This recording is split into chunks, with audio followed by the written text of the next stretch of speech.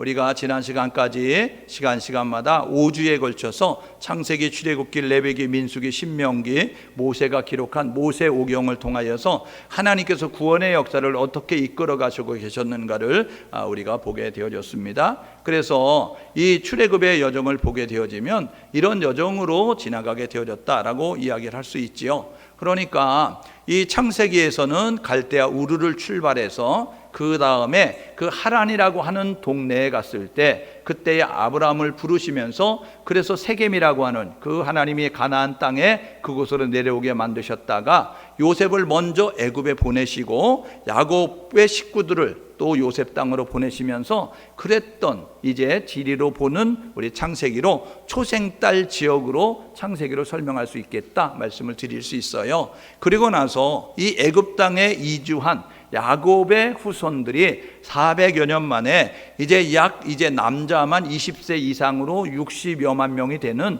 그러한 이제 국민의 숫자를 이룰 수 있게 되어져서 하나님께서 이제는 이들로 나라를 이루어 그래서 모든 세계의 모든 나라들을 하나님이 원하는 나라로 바꾸어야 되겠다라는 계획을 가지고 출애굽을 하게 되어지죠. 그때의 그 역할을 감당했던 그 대표가 누구냐면 모세라고 하는 사람이었는데 그 모세를 통하여서 애굽에서 이제 사람들이 나오게 되어졌어요. 고센 땅을 출발하면서 숫곳과 그 다음에 에담과 마라와 그 다음에 엘림과 르비딤과 그리고 시내산까지 이르르는 여정이 출애굽의 여정이었다라고 말씀을 드릴 수 있죠. 그곳에 한 1년여 정도 있게 되어졌는데 시내산까지 이르르는 여정이 출애굽의 여정. 시내산에 머무르는 동안에 하나님께서 그들에게 율법과 그 다음에 성막을 지을 것과 그리고 어떻게 조직해서 진행해야 될 것에 대해서 말씀하고 있는 내용, 그것이 민수기 10장 11절까지 내용이 시내산에 머무르는 내용이었거든요. 그래서 민수기 10장 12절에 보니까 구름이 떠오르면서 그들은 시내산을 출발하게 되어졌고, 그러면서 민수기 13장에 보게 되어지니까 가데스 바네아라고 하는 그곳에 이르게 되어졌을 때 이 12명의 정탐꾼을 보내면서 40여일 동안 우리가 들어갈 땅을 살펴보자 라고 이야기하면서 정탐꾼을 파송하는 내용들이 있었어요. 그리고 난 다음에 돌아와 보고를 들렸을 때 그 보고를 들으면서 이제 둘로 갈려지게 됐죠. 긍정의 보고를 따르는 사람이 있었고 부정의 보고를 따르는 사람이 있었어요. 안 된다, 힘들다, 어렵다, 죽겠다는 사람들이 있었고, 됩니다, 할 수 있습니다, 하나님이 함께 하시면 가능합니다, 이런 모습 가지고 긍정의 보고를 드리는 사람들이 있었습니다. 하나님께서 그렇게 갑론을박 서로 논쟁을 하면서 자기의 주장들을 펴는 이스라엘 백성들을 보면서 하나님이 민수기 14장 28절에 이렇게 이야기합니다. 너희 말이 내게 들렸는데 내가 너희가 말한 대로 이루시겠다 라고 말씀하면서, 그러면서 안 된다, 힘들다, 어렵다, 죽겠다는 사람들은 죽을 때까지, 너희들이 그 땅에 들어가면 안 되니까 내가 너희들이 그 땅에 못 들어갈 때간 한 세대 동안 너희들은 뺑뺑이 돌릴 거야 라고 이야기하면서 광야길을 방황하게 만드셨어요. 그래서 40일 정탐했는데 하루를 1년으로 계산해서 40년 동안 이제 방황을 하는 그런 모습을 갖게 되어지죠. 그래가지고 그들이 이제 모압 평지에 이르르는 여정까지가 민수기였습니다. 민수기 이제 모압 평지에 이르게 됐을 때 모세가 이 공동체의 리더로서 자기의 그러한 이제 역할을 잘 감당하지 못하여서 하나님께서 너는 가나안 땅에 못 들어간다라는 모습을 가지고 말씀하게 되어졌어요. 그러면서 느보산 비스가산에 올라가서 바라보거라. 저기서부터 저기까지가 너희 후손들이 들어갈 땅이다 라고 이야기하면서 모세에게 이야기하니까 모세가 들어갈 광야 2세대에게 불러 모아놓고 하신 세 편의 설교를 통해서 교훈하고 있는 내용이 신명기였습니다. 그래서 모압 평지에서 세 편의 설교를 가지고 과거에 애굽에서 나올 때 우리에게 하나님은 이렇게 역사하셨다, 그리고 지금 우리와 함께 하신 하나님은 우리에게 이런 것을 말씀하고 계신다, 그리고 앞으로 너희들이 가나안 땅에 들어가면 하나님은 너희를 통해서 이런 일을 행하실 것이다 라고 이야기하면서 과거의 하나님과 현재의 하나님과 미래의 하나님을 말씀하고 있는 것을 보게 되어져요. 그러면서 민수기 27장에 하나님께서 모세에게 이렇게 말씀합니다. 얘야, 너 후계자를 세워라 라고 이야기하면서 이제 여호수아, 그 에브라임 지파의 그 정탐꾼 대표로 갔었던 호세아라고 하는 그 사람 이름을 여호수아라고 민수기 13장 16절에 바꿉니다. 모세가 바꾸어서 부르게 되어지는데 호세아를 여호수아로 이름을 바꿔 부르게 되어지는데 그를 기름 부어서 너의 후계자로 세워라. 이게 민수기 27장의 내용이에요. 그래서 너의 이제 후계자로 그를 세워라 하는 내용으로 그렇게 이제 되어졌습니다. 오늘 1장 1절은 이렇게 시작하잖아요.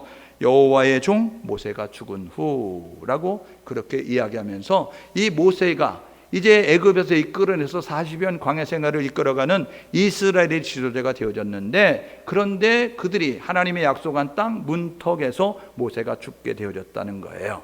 그 뒤를 이어서 하나님께서 후계자로 세웠던 그 여호수아를 통해서 하나님께서 이제 그 약속의 땅으로 들여보내시면서 그 일을 행하시기 위하여서 하나님께서 그들에게 주신 약속이 오늘 읽은 본문의 내용이다라고 말씀을 드릴 수가 있습니다.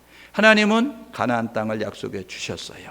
이 가나안 땅은 지난 시간에 살펴봤던 것처럼 아름다운 땅이었다라고 말씀을 드리잖아요. 그러니까 하나님께서 약속하신 땅인데 그런데 약속하신 땅이지만 쉽게 얻을 수 있는 땅은 아니라는 거예요. 왜냐하면 그곳에는 이미 주인으로 살고 있었던 사람들이 있었다는 거예요. 흔히 이야기하는 가나안 7족, 히비 족속, 여부스 족속, 브리스 족속 이러면서 이 블레셋 족속까지 이 가나안 땅의 주인으로 살고 있었던 그런 세상 문화에 젖어 있는 세상 가치관을 가지고 자신들이 두려움 때문에 우상을 만들어서 풍요의 신으로 바알과 쾌락의 신으로 아세라와 이런 것들을 만들어서 섬기고 있었던 우상을 섬기고 있었던 가나안 7족이 있게 되어지니까 그곳에 들어가게 되어지면 그들은 순순히 빼앗기지 않기 위해서 저항할 것이고 반항할 것이기 때문에 반드시 정적을 통해서 이루어지는 것이죠. 그러니까 이 정복 전쟁을 통해서 얻어야 될 땅이었는데 이 전쟁을 통해서 하나님께서 그들에게 그 땅을 허락하시겠다고 말씀하셨어요. 하나님이 아무도 없는 곳이 아니고 이미 세상 문화에 젖어 있는 세상 가치관에 이제 따라 살아가고 있는 가나안 사람들이 살고 있는 그 땅으로 하나님이 왜 이스라엘 백성들을 보내셨을까? 우리 같이 이제 우리들이 생각할 때는 이렇게 생각할 수 있을 거예요. 아무도 없는 곳에 가서 나라를 건설하고 거룩성을 유지하며 살게 하면 좋지. 왜 더럽고 오염되어지고 그리고 이제 죄를 관영한 그곳으로 보내시면서 하나님께서 그 땅 가운데 거룩한 백성들을 보내실까라고 이제 우리가 의아심을 품을 수가 있습니다. 그런데 하나님은요 그 땅이 바뀌어지기를 원하는 거예요. 세상의 가치관, 세상의 문화, 세상의 전통, 세상의 방식을 가지고 살아가는 그 사람들, 하나님을 하나님으로 인정하지 아니하며 우상을 하나님으로 제태해서 그래서 하나님처럼 섬기고 있는 그 사람들을 세상 문화를 내려놓고 하나님 중심으로 살아갈 수 있는 하나님 가치관을 갖고 살아갈 수 있는 그러한 모습으로 바뀌어질 수 있는 지역과 민족이 될 수 있도록 하나님께서 믿음의 백성들을 보내시게 되는 것이죠. 그러므로 이스라엘 백성들은 반드시 그 땅을 정복해야 되고 이스라엘 백성들은 반드시 그 땅을 바꿔야 될 사명이 있는 것입니다. 오늘 이 시대를 살아가는 우리들에게도 사명이 있는 거예요. 하나님께서 우리를 세상에서 불러내셨어요. 그리고 세상 가운데서 불러내셔서 우리로 하여금 구원의 확신과 우리로 하여금 성령의 충만함과 우리로 하여금 말씀을 통하여서 우리가 어떻게 살아야 되는가를 힘을 얻을 수 있도록 하나님 말씀하시고 나서 야 너희들끼리 모여 살아 라고 말씀하지 않아요. 베드로가 뭐라 그럽니까? 변화산에서 변화의 모습을 봤을 때 여기가 좋사오니 라고 이야기하면서 내가 초막셋을 짓겠습니다. 그러니까 내려가지 말고 저 내려가면 세상에는 오염되고 더럽고 죄가 많고 많은 사람들이 탐욕과 욕심으로 쪄져 있는 사람들이 있으니까 우리 이곳에서 집 짓고 그냥 구별되게 살자고요 라고 이야기하면서 예수님께 말씀하니까 예수님께서 그래 구별되게 살자, 여기다 집 짓고 그냥 우리끼리 살자 라고 말씀하지 않았습니다. 변화산에서 예수님께서 하셨던 말씀은 뭐냐면 내려가야 된다는 거예요. 여러분, 하나님께서 우리를 왜 세상 가운데 불러내셨을까요? 연약한 우리를 통하여 지혜로운 자들, 어리석은 우리를 통해서 지혜로운 사람들을 부끄럽게 만드시고 하나님의 계심을 보여주기 위해서 우리를 부르셨어요. 그리고 우리에게 성령을 주셨어요. 성령을 부어주셨어요. 그리고 나서 우리에게 원하는 목적은 뭐냐면 너희가 땅끝까지 이르러 증인이 되면 좋겠다라고 말씀하고 있는 거예요. 그러니까 교회 다니는 우리, 교회가 세워진 목적, 그리고 교회가 해야 될 일은 뭐냐면 복음을 전파하는 겁니다. 예수 그리스도를 증거하는 겁니다. 어둠에 매여있는, 사단에 매여있는 그 사람들을 끄집어내서 하나님의 백성으로 만들어가는 그 일들을 감당하기 위해서 교회를 만드셨고 믿음의 사람을 세우셨다는 사실을 기억하셔서 우리 모두가 해야 될 뭐냐면 하나님의 귀한 목적을 이루기 위하여서 반드시 세상 속에 정복당하는 것이 아니라 세상을 정복하고 우리가 있는 곳에서 선한 영향력을 발휘할 수 있는 우리 모두가 될 수 있기를 주님의 이름으로 축복합니다. 그래서 이 지리르보는 그러한 이제 여호수아는 이렇게 설명을 할 수 있어요.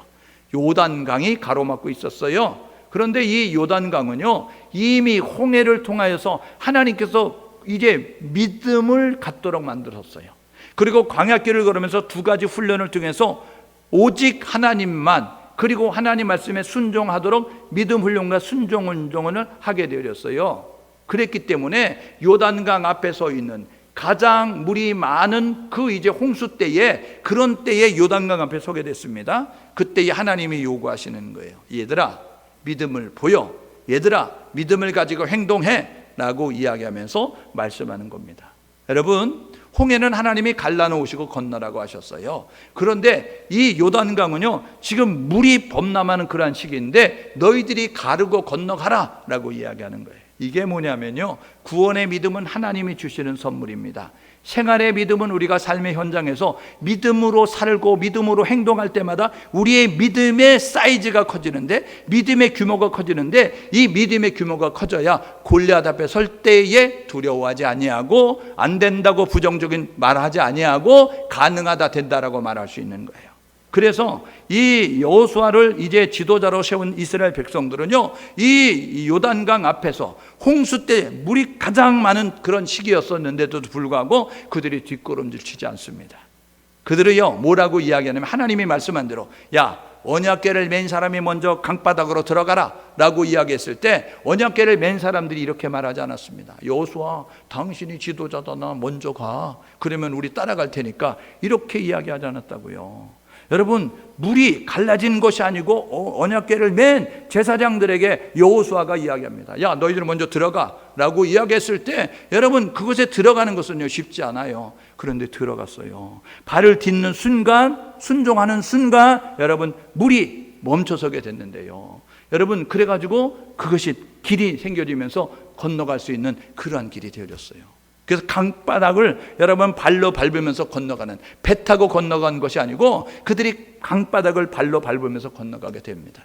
그래가지고요 그들이 한 것이 뭐냐면, 강바닥에 돌 대표 한 사람씩 들고 메고 나와라 라고 이야기해서요 첫 번째 수경제 길갈에다 기념비 세우고, 그 다음에 너희들이 그 밖에 있는 돌 12돌 메워다가 너희들이 그 언약궤가 섰던 그곳에다 기념비 세워놔라 라고 이야기하고 있어요. 시간이 흐른 다음에 이게 뭐요? 물어보는 후손들에게 하나님께서 이렇게 우리를 마른 땅으로 건너게 하셨다, 전능하신 하나님, 위대하신 하나님을 보여줘라 라고 이야기하면서 증거하도록 하신 내용이 여호수아서 4장 5장에 나오는 거죠. 그러니까 이 지리를 보는 여호수아서는 이렇게 설명할 수 있어요. 이 가나안 땅 중부지방으로 들어오는 거예요. 요단강을 건너 여리고성을 만나고 그 다음에 아이성을 만난 다음에 정복을 하죠. 그리고 난 다음에 남쪽으로 내려오는 거예요. 예루살렘 중심에서 5개 왕들이 견합이 돼가지고 기브온이라고 하는 이 이스라엘에 항복한 그 지역을 이제 멸하기 위해서 왔을 때, 그때의 여호수아에게 기브온 사람들이 요청을 청하니까 이 기브온이 여호수아와 이스라엘 군대가 내려와서 이 예루살렘 인근에 있었던 모든 왕들을 물리치면서 그 땅을 점령하는 모습을 가져요. 그리고 난 다음에 저 북쪽으로 올라가서 그래가지고 이 북쪽의 왕들을 멸하게 되어집니다. 하솔 왕을 비롯한 31명의 왕이 가나안 땅에 있게 되어졌는데, 그래서 여호수아서 12장에 보게 되면 31명의 왕의 이름이 나오고 있습니다.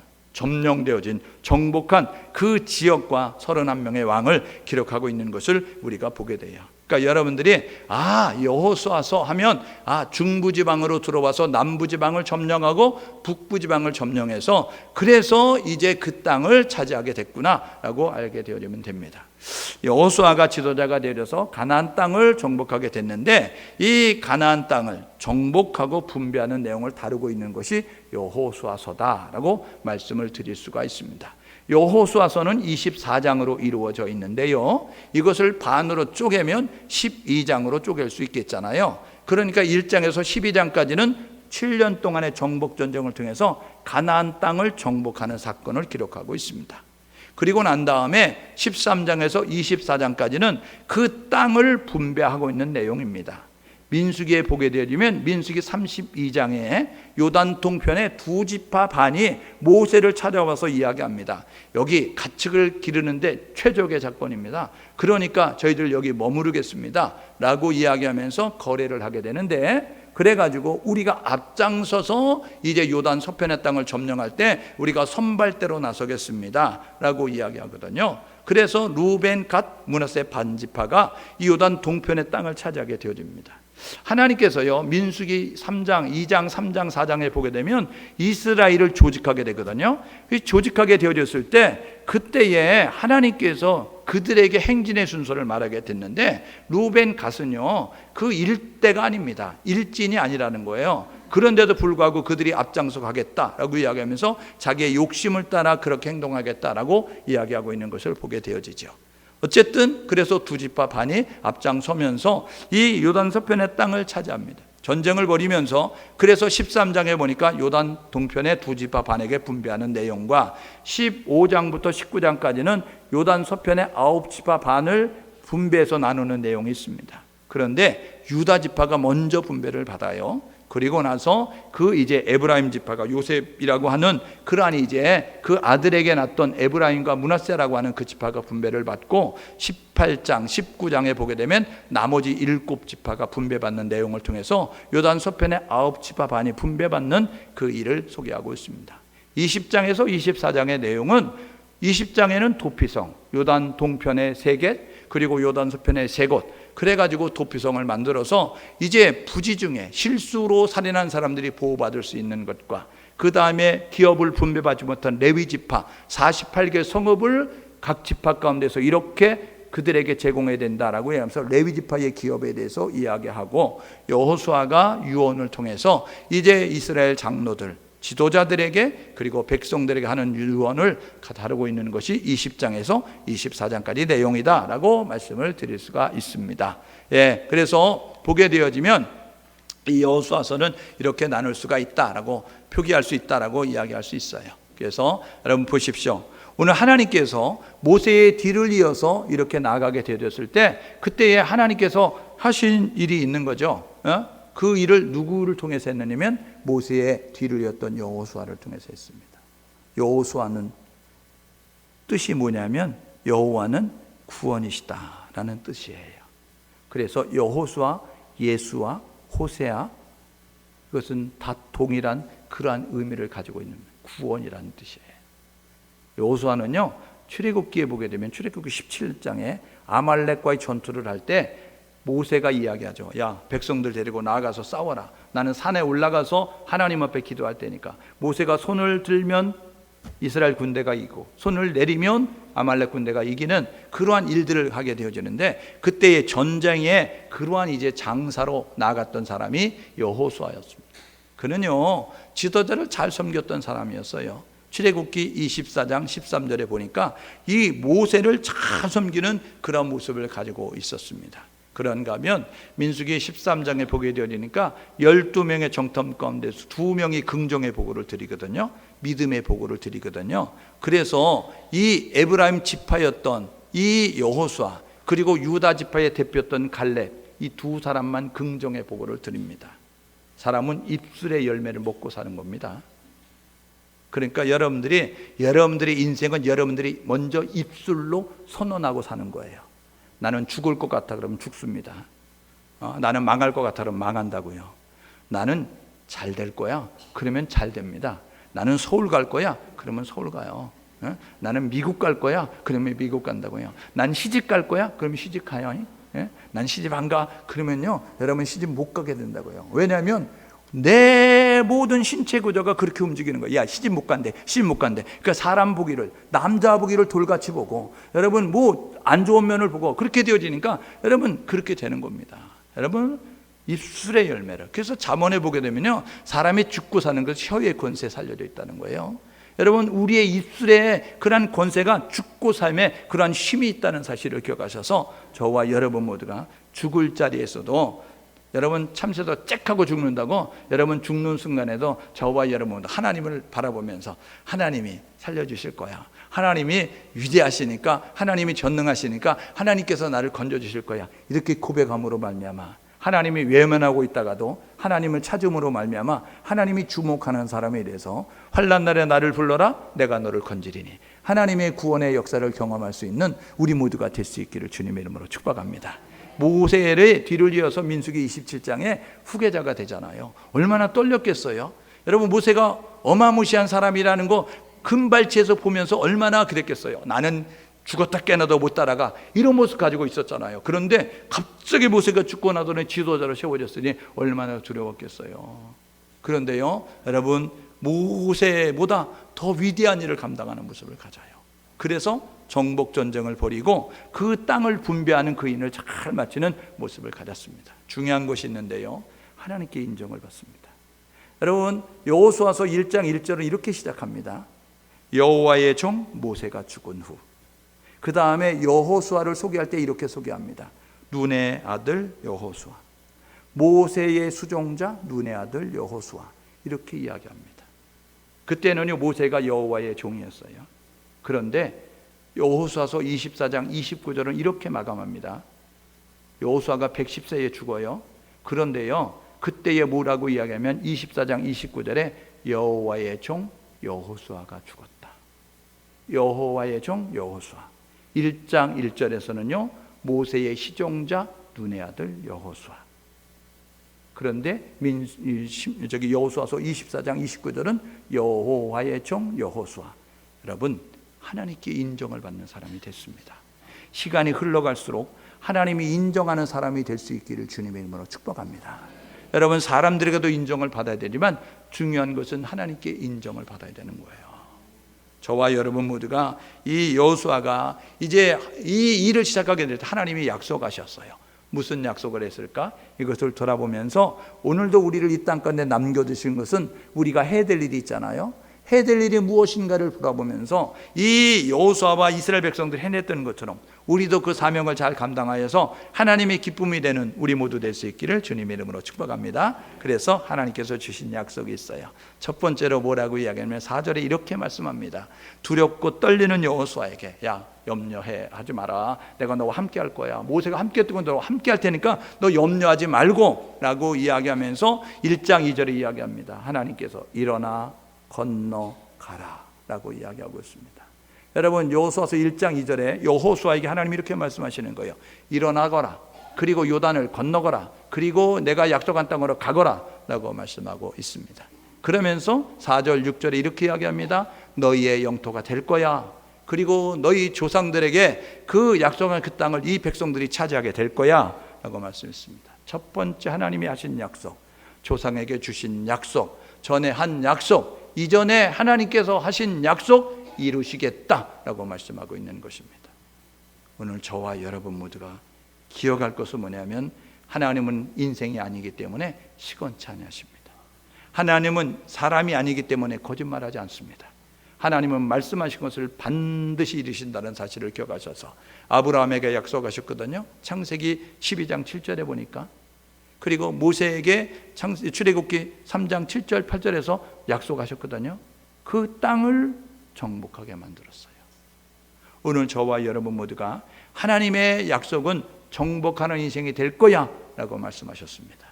여러분 부르심에 순종하셨잖아요. 여러분 저와 여러분 모두가 하나님의 부르심에 순종하셨고, 그리고 이 모양 저 모양으로 광야 학교를 이제 통과하시면서 저와 여러분 모두에게 주어진 사명이 있습니다. 여러분 부르심에 순종한, 그리고 광야학교 훈련의 과정을 통과한 우리에게 하나님은 일어나 가라 그렇게 말씀하셨던 것처럼 우리에게 아름다운 역사, 정복하는 인생을 이제 살게 만드신다는 사실을 기억하셔서 그렇게 살아가는 우리 모두 될 수 있기를 주님의 이름으로 축복합니다. 여러분, 하나님께서 주신 약속은 정복하는 인생이 될 거야 약속했어요. 두 번째, 하나님이 하신 약속이 있습니다. 그것은 5절 9절에 보니까 내가 너와 함께 할게 라고 말씀하셨습니다. 하나님은요, 보내놓으시고 뒷짐지고 계시는 분이 아니라 함께 하시겠다고 말씀하셨어요. 여러분, 창세기 우리 28장에 보게 되면 이삭과도 함께 하죠. 창세기 39장에 보게 되면 야곱과도 함께 하시는 모습을 갖습니다. 그런 이제 그에게 여러분 시편 기자가 이렇게 고백합니다. 우리가 믿는 하나님은 자기 백성을 버리지 아니하시고 자기 소유된 사람들을 외면하지 아니하신다 라고 이야기합니다. 그러면서 이사야 선지를 통해서 이사야서 43장 1절에 41장 10절에 이렇게 이야기하죠. 두려워 말라, 내가 너와 함께함이라. 놀라지 말라, 나는 내 하나님이 됨이라. 내가 너를 도와주리라, 참으로 너를 붙잡아 주리라 라고 말씀하면서 우리 하나님께서 두려워하지 말라는 거예요. 내가 너를 굳세게 할 거고 너를 붙잡아 줄 거고 너를 정말 참으로 붙잡아 줄 테니까 두려워하지 마라 라고 말씀하고 있습니다. 여러분, 마태복음 28장 20절에 보게 되면 세상 끝날까지 우리와 함께 했다고 말씀하셨고요. 요한복음 14장 18절에 보니까 고와 같이 버려두지 아니하겠다라고 말씀하고 있음을 우리가 보게 됩니다. 두 번째, 하나님이 하신 약속, 두려움이 없는 인생이 되도록 내가 너와 함께 할게 말씀하셨습니다. 여러분, 두려움이 없기 때문에 두려워하지 않는 것이 아니라 하나님이 함께 하심을 믿으니까 두려움이 사라지는 겁니다. 오늘 예배하는 우리 모두가 우리의 삶의 현장에 두려운 일이 왜 없겠어요? 지금 코로나 때문에 많이 두렵잖아요. 그리고 장사가 안 되고 경제가 안 돌아가고 학교 가지 못하고 여러 가지로 저마다 있는 위치에서 지금 힘들고 어려운 가운데 있다고요. 두렵잖아요. 염려가 되잖아요. 걱정이 되잖아요. 그런데요, 하나님이 함께 하시겠다고 말씀하셨어요. 두려움이 없어서 두려운 것이 아니라 두려운 일이 있지만 두려움을 뛰어넘을 수 있는 것은 두려움을 극복할 수 있는 힘을 가지신 하나님이 나와 함께하기 때문이라는 사실을 기억하셔서 저와 여러분 모두가 고아처럼 버려두지 아니하고 자기를 잃어버리지 아니하고 자기를 내버려두지 아니하고 우리와 함께 하시겠다고 말씀하셨으며 저와 여러분 모두가 그 하나님을 기억하면서 두려움을 내어쫓는 우리 모두 될 수 있기를 주님의 이름으로 축복합니다. 세 번째로 하나님이 주신 약속이 뭘까요? 하나님이 주신 약속은 승리를 약속해 주셨습니다. 야, 너희들 이겨, 너희들 해할 자가 없을 거야 라고 말씀하면서 여러분 그렇게 말씀하고 있는 것을 우리가 보게 되죠. 그래서 보십시오. 5절에 보니까 내 평생에 너를 등이 대적할 자가 없다라고 이렇게 이야기하는, 대적자가 없습니다. 여러분 다 물리친다는 거예요. 다 굴복하게 만드시겠다고 하나님이 약속해 주고 있는 것을 이제 우리가 보게 되는 것이죠. 여러분, 이 출애굽기 17장에 아말렉과 전투를 할 때에 하나님께서 여호와 니시라고 이렇게 그들에게 깃발을 주십니다. 이게 나의 깃발, 이런 뜻인데요, 승리의 깃발이에요. 이것은 무엇이냐면 승리케 하시는 하나님을 바라보라는 거예요. 여러분, 승리케 하시는 하나님을 기억하라는 것입니다. 잠언 기자가요, 잠언 21장 31절에 이렇게 이야기합니다. 사람들은 전쟁을 위해서 마병을 예비하는데, 사람들은 전쟁을 위해서 이 말들을 준비하고 이제 무기를 준비하고 군대들을 준비하고 이런 모습을 갖는데 그 다음 말 이렇게 이야기합니다. 이김은 여호와께 있느니라. 여러분, 전쟁의 승리는 하나님이 함께하면 이긴다는 겁니다. 여러분, 전쟁의 승리는 여러분 하나님이 함께할 때 이길 수 있다는 사실을 우리에게 이야기해줘요. 그래서 요한복음 16장 33절에 세상에서 환난당하나 담대하라 라고 예수님이 말씀하셨어요. 왜요? 로마서 8장 37절에 우리를 사랑하시는 이로 말미암아 우리가 넉넉히 이길 수 있다라고 말씀하셨습니다. 그러면서 요한일서 5장 4절에 보니까 대저 하나님께로 난 자마다 세상을 이기는데 세상을 이긴 이김은 이것이니 우리의 믿음이다 라고 이야기하는 겁니다. 여러분, 세상에서 환난당하나 담대하라 말씀하신 그 예수님, 그분이 우리를 사랑하심으로 우리가 넉넉히 이길 수 있는데 이길 수 있는 근거는 뭐냐면 하나님이 나와 함께 하시고 하나님이 나를 승리케 하시는 사실을 기억하는 믿음을 가질 때 승리할 수 있다는 사실을 기억하셔서 하나님이 약속하신 세 번째는 뭐냐면 승리하는 인생이 된다라고 말씀하셨습니다. 여러분의 인생 가운데 실패와 패배가 되지 말고 여러분의 인생 가운데 승리하는 인생이 되는 우리 모두 될 수 있기를 주님의 이름으로 축복합니다. 네 번째로 하나님이 주신 약속이 뭡니까? 하나님께서 이렇게 말씀하시는 거예요. 야, 이 율법책을 내 입에서 떠나지 말게 하며 너가 주야로 묵상해서 그 말씀을 다 지켜 행하라 라고 말씀하고 있는 거예요. 이게 뭡니까? 여러분, 하나님께서 말씀의 순종에 축복을 약속해 주고 있는 것이죠. 하나님의 말씀에, 하나님의 명령에 묵상하고, 묵상은 뭐냐면 되새김질입니다. 반추라는 거예요. 여러분, 손은 위가 4개잖아요. 밥통이 4개라고요. 그래, 풀을 뜯으면 첫 번째 윗속에 집어넣고, 여러분 나무 그늘에 앉아가지고 두 번째 그것을 다시 올가가지고 이제 씹어서 두 번째 위로 집어넣었다가 또 여러분 두 번째 위에 있는 것을 뽑아서 그래가지고 다시 어그적 씹어가지고 세 번째 위로 넣고 그 다음에 세 번째 위에 있었던 거 뽑아가지고 어적 씹어가지고 네 번째 위로. 그래서 위가 4개가 있어요. 여러분, 묵상은 뭐냐면 반추, 되새김질 그런 것입니다. 여러분, 그래서 묵상은 뭐냐면 읊조리는 거예요. 여러분, 소리를 내서 성경을 읽는 것입니다. 여러분, 눈으로 읽어가지 말고 여러분들이 하나님의 말씀을 읽게 되면 정좌, 여러분 제대로 앉아가지고 여러분들이 또박또박 분명하게 확실하게 한 글자 한 글자 힘을 주어서 읽어가면요, 여러분 치매도 안 걸리니까 저와 여러분 모두가 말씀을 읽을 때 눈으로 읽어가지 말고 한 글자 한 글자 읽어가면서 그러면서 힘주어서 읽어가는 그러한 모습으로 말씀을 가까이 하는 우리 모두 될 수 있기를 주님의 이름으로 축복합니다. 그래서 말씀이 기준이 돼서 좌로 우로 치우치지 말라고 이야기하잖아요. 이 좌로 우로 치우치는 게 뭐냐면 교만하지 말고 열등감을 갖지 말아라 라고 이야기하고 있는 거예요. 사단은 우리로 하여금 교만하게 만들고 열등감에 빠지게 만듭니다. 그래서 외모 컴플렉스 갖게 만들고 학벌 컴플렉스 갖게 만들고 그리고 이제 돈이 없음에 대해서 이제 그러한 이제 열등감을 갖게 만듭니다. 조금 이제 이쁘면 잘난 척하고 조금 배웠으면 잘난 척하고 조금 가졌으면 잘난 척하고 요즘 갑질 때문에 많은 사람이 힘들어하잖아요. 갑질이 왜 생겼습니까?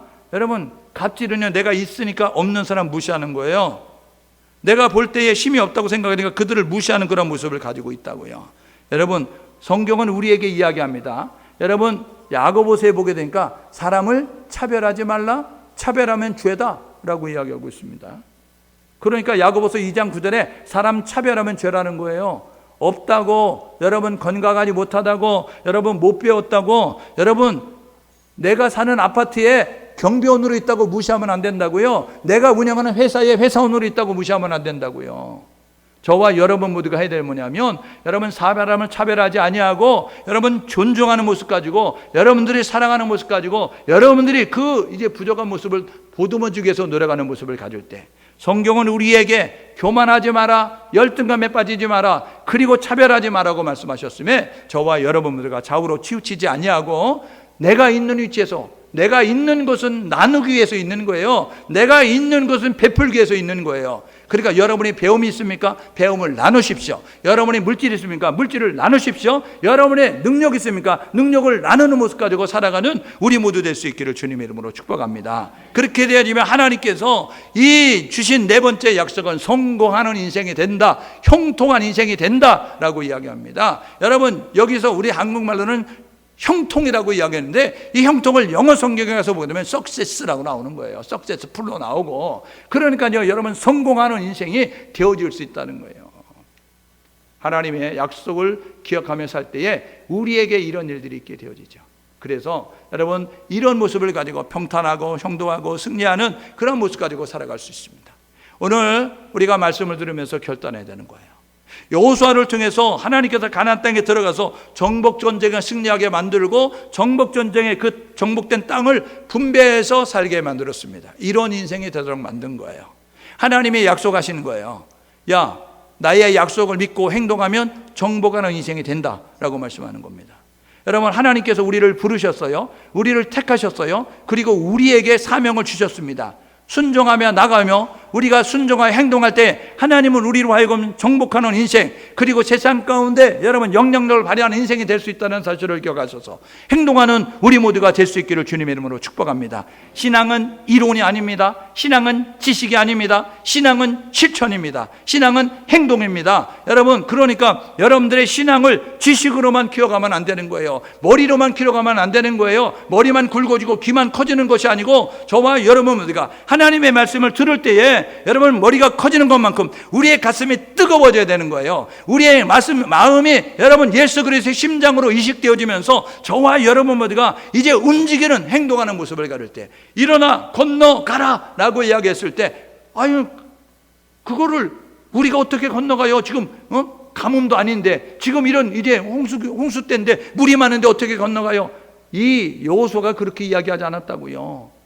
일어나 요단을 건너 그래서 약속의 땅으로 가라고 이야기했을 때, 여러분 그 창이라는 그 범람하는 시기였지만 그 강으로 들어가는 거예요. 그리고 약속의 땅으로 들어가는, 무기가 있어야죠. 우리가 군대 연습을 했어야죠. 우리가 군대가 있어야죠. 없는 사람은요, 하기 싫은 사람은요 별 핑계를 달대는 겁니다. 그러니까요, 아마 여호수아가 하기 싫었으면 이렇게 이야기했을 거예요. 우리가 군대입니까? 우리가 지금 군대 훈련도 안 받고 군대도 조직이 안 됐는데, 아이고 전쟁을 하려고 하면 군대가 있어야죠. 그러니까 기다리세요. 우리가 갑니다. 안 가지 않고요, 가는데 우리가 군대를 조직하고 훈련을 해가지고, 그래가지고요 여러분 미룰 수 있는 거죠. 우리가 지금 무기도 없는데 어떻게 전쟁을 합니까? 아이고 무기나 만들어야죠. 무기 만들 때까지 기다리세요. 이러면서 하나님을 설득하려고 할 때가 너무나 많거든요. 여러분, 역사는 언제 일어나냐면 말씀에 순종할 때 일어나는 거예요. 저와 여러분 모두가 준비가 없어도 하나님 말씀하시는, 일어나 건너가라 라고 이야기하는, 일어나 건너가는 모습을 가졌더니 여러분 정복되는 역사가 있게 되어졌다는 것입니다. 하나님이 앞서 행하시는 거예요. 두 번째로요, 임마누엘 하나님을 믿으라는 거예요. 두려움이 없는 인생을 살라는 거예요. 두려움이 있지만 두려움에 위축당하고 두려움에 여러분들이 그것에 쓰러지는 모습이 되지 말고, 함께 하실 하나님, 나와 함께 하시는 전능하신 하나님을 믿고 두려움을 내어쫓으면서 나아갈 수 있는 우리 모두 될 수 있기를 주님의 이름으로 축복합니다. 세 번째로요, 승리를 주신 하나님을 기억하라는 거예요. 승리케 하신 하나님을 믿으면서 승리의 인생으로 나아가라는 거예요. 패배의 인생이 되지 말라는 거예요. 여러분, 사무엘하 8장 6절, 사무엘하 8장 14절은 이렇게 이야기합니다. 다윗이 어디로 가든지 이겼다. 다윗이 어디로 가든지 이겼대요. 왜 이겼는지 아세요? 다윗이 뭐 군사학교를 나온 줄 아세요? 다윗이 무슨 뛰어난 장수인 줄 아세요? 다윗은요 8명의 아들을 둔 이세의 그 집안에 태어났는데 말제로 태어났습니다. 말제로, 막둥이, 있으나마나한 존재. 그래가지고요 사무엘이 그 이세에게, 야 너희들 그 자식들 다 불러봐 이야기했을 때, 그 이세가 뭐라 그러면, 야 너 들어가가지고 양 대신, 형들 대신 돌보고 있고 형들 다 집에 들어오라 그래. 그래가지고요 그렇게 밖에 나가서 양들 돌보고 있었던 그러한 이세였어요. 다윗이었어요. 그런데요 하나님은요 사무엘에게 그 첫째, 둘째, 셋째도 아니고, 야 이 집안에 하나님이 세우시는 그 왕감이 있어, 그 애를 데려와 라고 이야기했어요. 너희 집에 아들 없어? 이야기. 들판에 있는데요, 아이 걔는 아니 보나 마나요, 아이 걔는 왕감이 아니에요 라고 이야기했지만, 하나님은요 사무엘을 통해서 그를 왕으로 세우시는 거죠. 여러분, 그런 다윗이었어요. 사람들은 별별 없는 모습을 가졌는데, 그런데요 하나님이 함께함을 믿고 그리고 하나님을 예배하는 모습을 가지고 있었던 다윗, 골리앗 앞에서요 골리앗을 물리치는 모습을 가질 수 있었어요. 왜요? 칼과 창으로 이기는 것이 아니고 만군의 여호와 함께하면 이긴다는 사실, 내가 믿는 하나님이 승리케 하실 걸 믿었더니 다윗이 골리앗을 물리치고 승리케 하셨다는 것입니다. 오늘 예배하는 우리 모두도 여러분의 인생에 반드시 승리하는 인생이 되어야 됩니다. 여러분들 역사적 사명이 있으니까 여러분 패배하는 인생이 되면 안 됩니다. 사단은 오늘도 우리를 끊임없이 패배의 자리로 끌고 가려고 하는데, 여러분들이 승리해야 될 이유가 있어요. 그것은 하나님이 여러분이 함께 하시기 때문에 여러분은 반드시 이긴다는 것을 세상 사람들에 보여주어서, 하나님이 함께하면 되는 거를 여러분의 삶을 통해 증명하는, 여러분의 삶을 통해 증거할 수 있는 우리 모두 될 수 있기를 주님의 이름으로 축복합니다. 네 번째로는요 말씀에 순종하라는 거예요. 행동의 기준을 말씀으로 삼으라는 거예요. 여러분의 삶의 기준을 말씀으로 삼으라는 거예요. 여러분의 지식이 아니고, 여러분의 경험이 아니고, 여러분의 생각이 아니고, 여러분들이 가지고 있는 세상적인 것들이 아니라 하나님의 말씀이 행동의 기준이 돼서, 하나님의 말씀이 삶의 기준이 돼서 말씀 따라 순종해서 그것을 다 지켜 행하면, 그러면 하나님께서 형통하게 할 것이고 하나님께서 너로 하여금 성공하는 인생에게 만들 거야 라고 말씀하셨으며, 저와 여러분 모두가 형통의 삶을 살아가는 우리 모두 될 수 있기를 주님의 이름으로 축복합니다. 여러분, 옛날에 고구마 전도법 했었던 김기동 집사님, 지금 목사님 되셨지만, 여러분 그분이요, 예전에 이제 아파트를 얻는데 아파트가 싼 값에 나온 거예요. 왜냐하면요, 거기 들어가면 사람들이 다 죽어나가는 겁니다. 왜요? 그 집에 귀신이 있다 그래가지고요, 여러분 그 집이 안 팔리는 거예요. 그래가지고 돈은 없는데 집은 얻어야 되니까, 그래가지고 갔더니 복덕방에서 있기는 있는데 이러면서 주저하는 거예요. 왜냐하면 그 전에 그 집에 들어갔던 사람들이 다 초상이 나가지고 기한을 채우지 못하고 다 나갔기 때문에, 있기는 있는데 근데 싸기는 싸지만 이거 있기는 있는데 이렇게 얘기하니까, 뭔데요? 이야기하니까 사람이 죽어나가 이렇게 이야기했어요. 그래가지고요, 그 집을 우리에게 빌려주세요 이야기했다는 거 아닙니까? 여러분, 그래가지고 그 집에 들어가가지고요, 여러분 첫날 예배를 드리는데 정말 오싹하니, 여러분 머리도 쭈삣쭈삣서니 막 그런 모습을 가졌다는 거 아니에요. 그런데요, 예수 믿는 우리가 이 가정에 들어가서 잘됨을 보여주자, 이런 모습 가지고요, 여러분 그 집에서 죽지 아니하고 삶으로 말미암아 주변에 많은 사람들이 오늘쯤 죽어야 되는데 왜 안 죽지? 이런 모습 가지고 예시주의 주목하다가 안 죽게 되어지니까, 야, 정말 하나님은 살아계시구나, 하나님은 위대하시구나, 그런 많은 사람들이 예수 믿게 됐다는 거예요. 여러분, 형통은 뭐냐면요, 남이 안 되는 데서 잘 되는 게 진짜 형통입니다. 여러분, 형통은 뭐냐면요, 차를 몰고 가는데 신호등 앞에 설 때마다 신호등이 착착착착 바뀌는 게 형통한 거예요. 아니, 불통한 인생은 뭐냐면요, 남은 다 지나가는데 나만 가면 신호등이 탁탁 걸리는 거예요. 예? 여러분, 이게 불통한 인생입니다. 여러분의 삶을 돌아보십시오. 여러분의 인생 가운데 혹시 여러분이 인생을 살아가면서 여러분의 삶 가운데서 남은 다 되는데 나만 그 일을 시작하면 막혀지고, 제도가 생겨지고 까다로워지고, 그래가지고 막 막히고 안 되어지고 힘들어진다고 하면 불통한 인생이에요. 그러면 점검해 보세요. 내가 말씀 따라 살고 있는지, 아니면 경험을 가지고, 아니면 지식을 가지고, 아니면 남의 생각을 의존하면서, 아니면 세상의 그런 이제 제도와 법칙을 따라 살고 있지 않는지 돌아보면서 말씀에 순종하면 형통하는 인생이 됩니다. 말씀에 순종하면 성공하는 인생이 되는 거예요. 여러분, 성공의 목적은요, 우리를 드러내기 위함이 아니에요.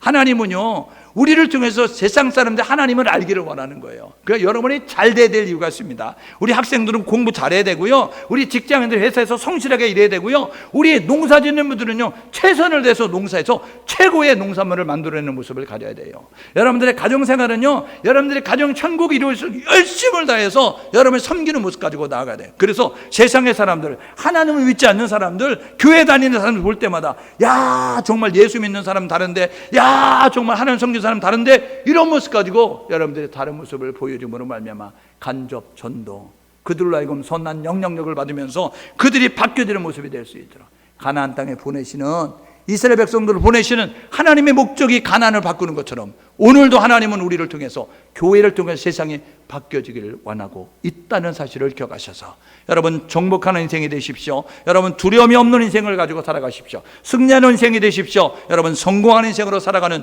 우리 모두 될 수 있기를 주님의 이름으로 축복합니다. 여러분 함께 마음을 모두어서 찬양을 부르고 기도하기 원하는데요, 아무것도 두려워하지 말라, 우리 찬양 부르고 기도하도록 하겠습니다.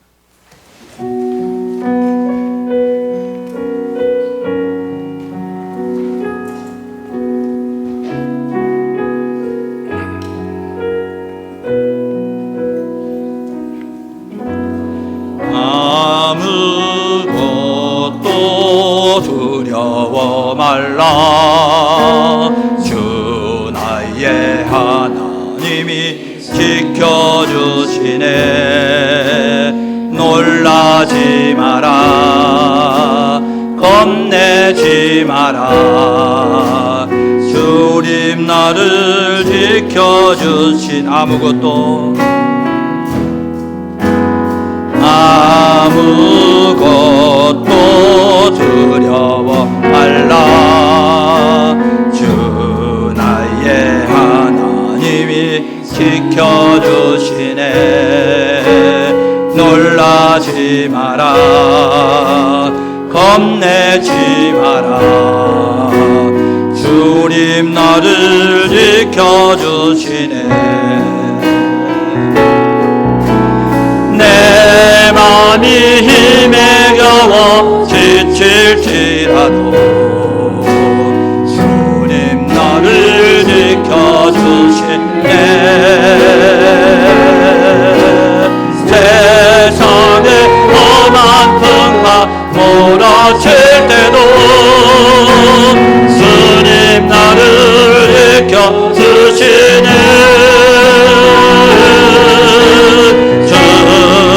주님은 나의 사상, 주님은 나의 요새, 주님은 나의 소망, 나의 힘이 되신 여호와. 내 맘에 힘이 겨워 지칠지라도, 내 맘에 힘에 겨워 지칠지라도 주님 나를 지켜주시니. 아멘 아멘. 세상의 험한 풍파 몰아칠 때도 주님 나를 지켜주시네. 주님은 나의 찬송, 주님은 나의 요새, 주님은 나의 소망, 나의 힘이 되신 여호와. 세상의 험한 풍파, 세상의 험한 풍파 몰아칠 때도 주님 나를 지켜주시네. 주님은 나의 산성, 주님은 나의 요새, 주님은 나의 소망, 나의 힘이 되신 여호와. 나의 힘이 되신 여호와, 나의 힘이 되신 여호와, 나의 힘이 되신 여호와, 나의 힘이 되신 여호와. 그렇습니다. 아무것도 두려워하지 말고요, 우리 하나님이 지켜주심을 믿으십시오. 놀라지 마시고 겁내지 마시고 지켜주신 하나님을 바라보십시오. 우리가 힘에 겨워 지칠지라도 주님이 지켜주십니다. 세상의 험한 풍파 몰아칠 때도 주님이 지켜주십니다. 주님은 나의 선성, 나의 요새, 나의 소망이 되십니다. 나의 힘이 되신 하나님, 내가 주를 바라봅니다. 하나님, 두려움을 떨치고 일어나 하나님의 원하는 귀한 일을 감당하는 우리 모두가 될 수 있도록 인도하여 주옵소서. 결단하고 회개하고 이제 그 일을 행하겠습니다 다짐하면서 우리 하나님 앞에 주여 외치고 기도하겠습니다. 주여.